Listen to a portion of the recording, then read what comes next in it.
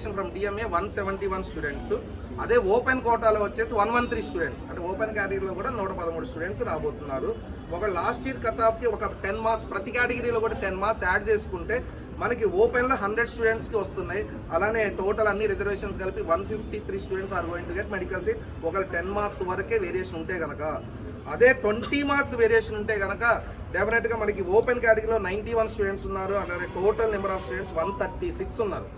కాబట్టి 136 అనేది ఒక 20 మార్కులు పెరిగినా సరే మనకు వచ్చే మన స్టూడెంట్స్ అన్ని మెడికల్ సీట్లు తెచ్చుకునే ఛాన్స్ ఉంది.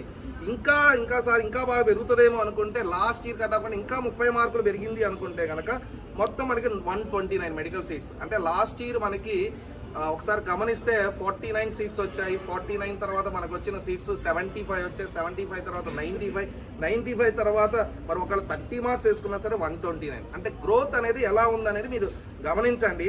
అలానే మీకు ఒక ఎగ్జాంపుల్ చెప్తాను. అసలు మిగతా కాలేజెస్ ఎలా ఉంది అని చూసుకుంటే కనుక ఒకసారి ఖమ్మం మొత్తం అన్ని కాలేజెస్ ఎంక్వైరీ తీసి కాన్ఫిడెన్షియల్గానే చెప్తున్నాను.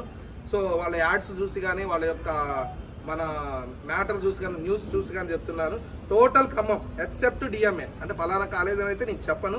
టోటల్ ఖమ్మం ఎక్సెప్ట్ డిఎంఏ అందరు ఎవరైతే ఉన్నారో ఎవరికి ఎక్కడైతే మెడికల్ కోచింగ్ ఇస్తున్నారో అన్నీ కూడా ఇన్స్టిట్యూట్స్ కాలేజెస్ కలిపితే 550 మార్కుల పైన 21 స్టూడెంట్స్ ఉన్నారు. 550 మార్కుల పైన 21 students total Khammam other than DMA. But డిఎంఏలో మాత్రం 550 అబౌవ్ 19 స్టూడెంట్స్ ఉన్నారు. Almost total Khammam is equal to DMA seats. అదే 500 అబౌవ్ తీసుకున్నాం అనుకోండి, టోటల్ ఖమ్మం అన్ని కాలేజీలు కలిపితే 33 స్టూడెంట్స్ ఉన్నారు.